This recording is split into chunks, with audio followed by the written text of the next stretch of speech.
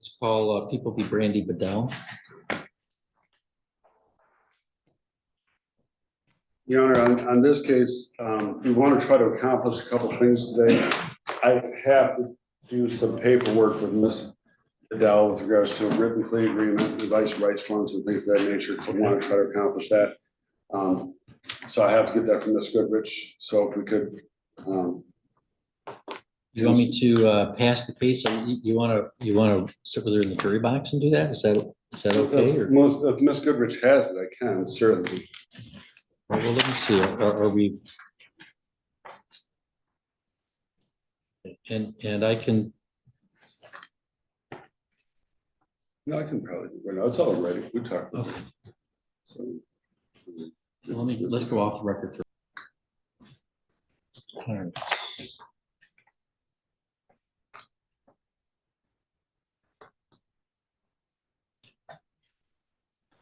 And Ms. Goodrich, are you going to later file an amended information? Yes, The harboring misdemeanors, what's the maximum penalty on that? I think that's 93 days. Is there any fine with that, you know?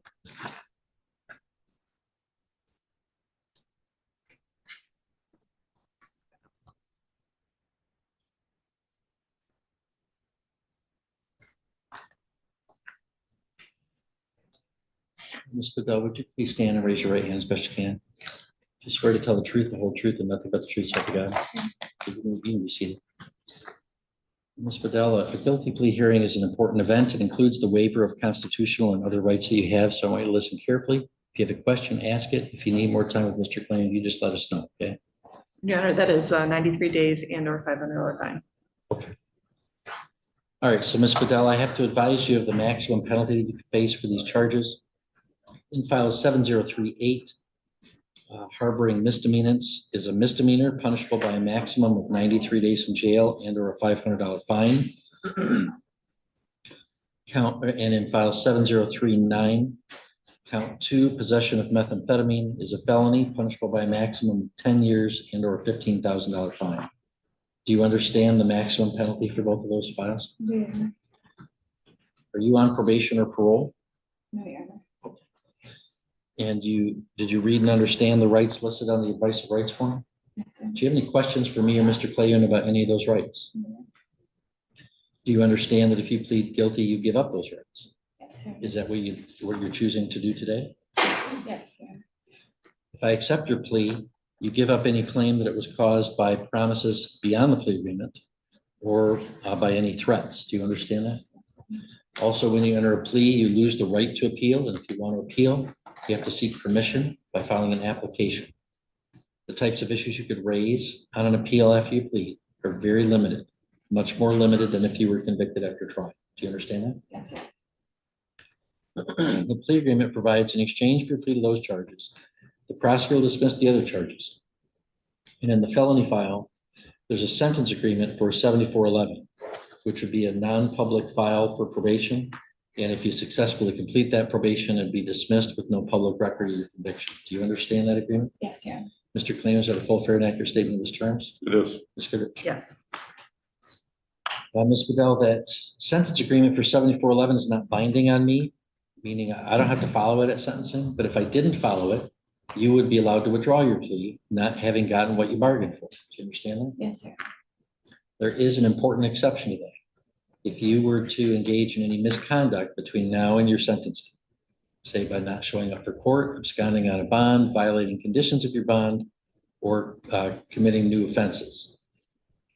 By that kind of misconduct, you'd be losing the right to withdraw the plea, even if I didn't go along with the sentence agreement. Do you understand that? Yes, sir. Other than the plea agreement, has anybody promised you anything to get you to plead? No, Your Honor.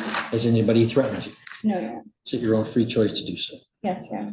Knowing all this, how do you wish to plead to the charge in count 7038, file 7038 to harboring misdemeanors? Guilty, Your Honor. How do you wish to plead to the charge in 7039 of possession methamphetamine? Guilty, Your Honor. For the harboring misdemeanors, could you assist with the factual basis, Mr. Klein? Yes, I just have to give them.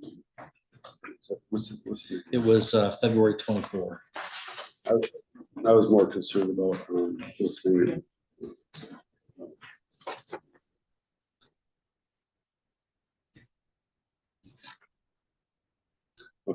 On February 24th of 2025, were you in Sheboygan County, Michigan, state of Michigan, Yes. city of Sheboygan? Yes. Did you have contact with an officer who was looking for a guy named Joseph Foley? Yes. And Joseph Foley had been at your house, correct? Yes. Okay. Now, the officer made it clear that the reason he was looking for Mr. Foley is because Mr. Foley had some outstanding warrants to didn't come to court when he was supposed to, correct? Correct. All right. And you didn't help the officer in locating Mr. Foley. You didn't take him to your house and say, here's where he is, right? No, he wasn't at my house at that point. At that point, he wasn't, but he prior had been. Yes. Okay. All right. And did the officer tell you that he was looking for a count of a felony or misdemeanor? Yes. Okay. Are you satisfied with that factual I'm basis? sorry. Ms. Goodrich? Yes. Okay, and Ms. Fidel, on April 14th, were you in Sheboygan County Yes. Sir. and you had some contact with law enforcement? Yes. And were you in possession of the controlled substance methamphetamine? Yes. Sir. Did you know that you were in possession of that substance? Yes. Did you have any lawful authority to possess that substance? No. Yes. Are you satisfied, Mr. Clan? Ms. Goodrich? Yes. Mr. Clan, are you aware of any other promises, threats, or inducements? No. Do you believe I've complied with the courtroom? Well, Ms. Goodrich, do you agree on both matters? Yes. All right, Ms. Fidel, I find that your plea is knowingly, understandingly, and voluntarily made. And then that there's a sufficient basis in fact and law to believe you're guilty of those offenses. So I hereby accept your plea in both files. We'll schedule it for sentencing on October 7th at 1 p.m. And you'll have to cooperate with an interview, so a pre-sentence report could be prepared. The parties have any input about what we ought to do in terms of any bond between now and then? Your Honor, I would not object to do what we did on the earlier case where her bond is reinstated and we see how she performs on bond between now and sentencing. Mr. Clan? I'm in agreement with that. I just want to make a little bit of a record. Brandy, you and I discussed some issues that you have with your urine testing, correct? And now Judge Gauthier has told you that if you have another dilute urine screen, that'd be a bond violation, right? Correct. And what did he just tell you about what would happen if you had another bond violation with regards to the sentence screen? The plea would be taken back. No, the sentence screen would be taken back. Correct. You wouldn't have to follow it, correct? Correct. Okay. So now you have an added incentive not to have a dilute urine screen, correct? Correct. Okay. I'm satisfied now that I made that clarification on the record. All right, well, Ms. Fidel, I'm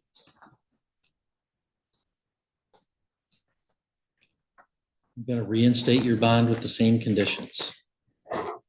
Whatever issues were going on, I don't want you to talk about that with me now, and I'm not asking you to admit anything about that, but you want to figure out with Mr. Clayune what were the issues so that they don't happen. Yes. Sir.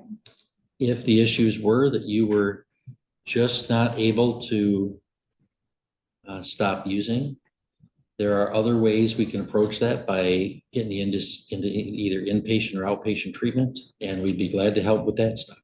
So whatever the issues are, talk with Mr. Clayton honestly about those, and I think you'd find that we'd want to help with those things. But he's right. If you violate bond between now and the sentencing date, things will not go well for you. Yes. Sir. Okay, we'll see you back on, and you have to schedule, as soon as you get released, contact the probation department to schedule an interview. It's your responsibility to make sure that happens, okay? Thank All you, right, Sir. anything further from the people? No, Your Honor. Defense? No. thank you. Okay, Please don't do this. All right. next we might get that paperwork done today, but it's possible it may not get done till the morning. We also have a sentencing in People v. Gregory Frisky. It's file 24-6860 FH. Thank you. Brian, could you have Greg Frisky's closest counsel to my right? Your Honor, I'm going to ask the court respectfully to adjourn Mr. Frisky's sentencing. Mr. Frisky today has expressed some misunderstanding and frankly displeasure with the work that I've done for him. Without going any further, I think he wants to seek the advice of alternate counsel. I would not be comfortable continuing on with the sentencing in this case based on a conversation we have without going into details. Okay, well, Mr. Frisky, we are here for sentencing. And you knew it was for sentencing. There's a mandatory minimum jail for this offense. So I can't just start having people show up for their sentencing who don't want to go to jail and say, I'm unhappy with my lawyer, kick it down the road. So I'm happy to adjourn it so that you can explore whatever with Mr. Clayton or another counsel, but I'll be remanding you to jail today nonetheless and canceling your bond. So you can't, like, just by saying I'm unhappy, avoid going to jail today. If that means you need another minute to talk to Mr. Clayton, I'm happy to give that to you. But I'm not going to have defendants just show up for their sentencing and say, I'm unhappy, and walk back out that door. Do you understand that? Yes, Your Honor. So whatever happens next, you're going through that door. You understand that? I was misinformed. I don't on care. an option. Whatever happens next, you're going through that door, and we'll sort it out later. I'm happy to sort it out later, or we can do your sentencing now. Your choice.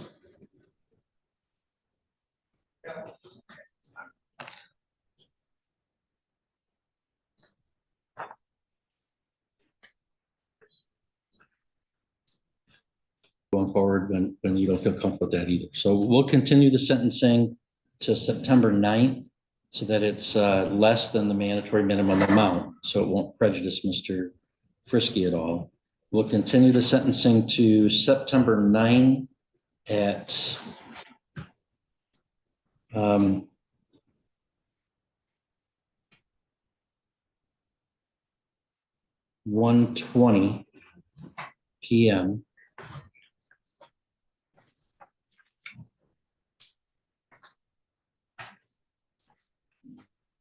And that's the time you're here anyway, Mr. Clayton, because Mr. Clayton is still attorney of record until anything changes about that.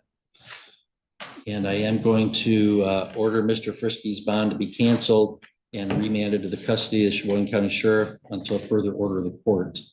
And we'll see you next on September 9th at 1:20 in the afternoon. Sir. Am I supposed to go get that breath thing and bring that in, or? I'm going to the jail right now.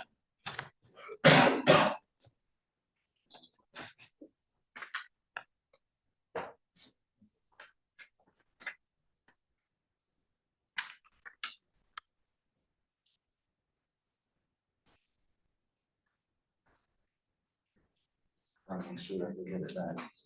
Yeah.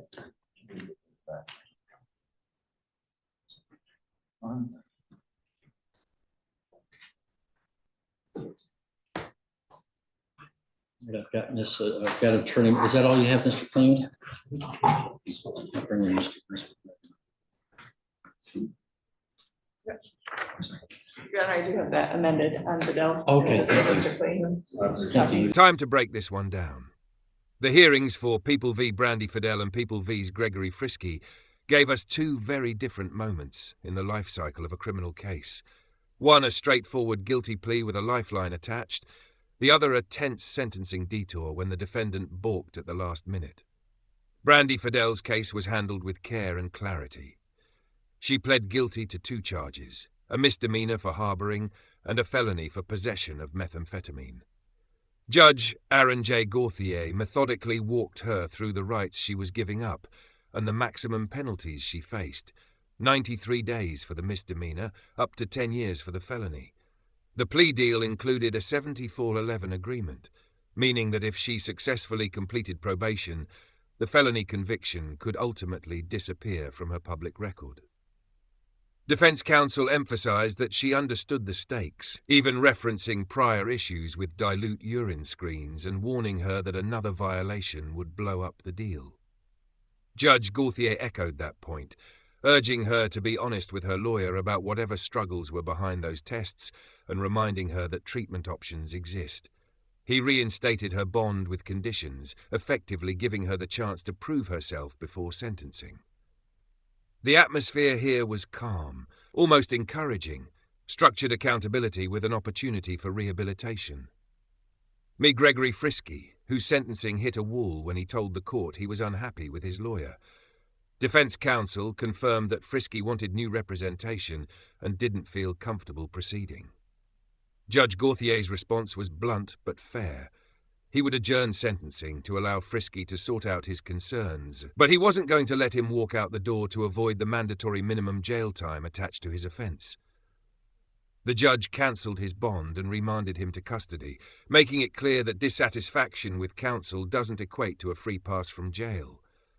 He even told Frisky plainly, "Whatever happens next, you're going through that door."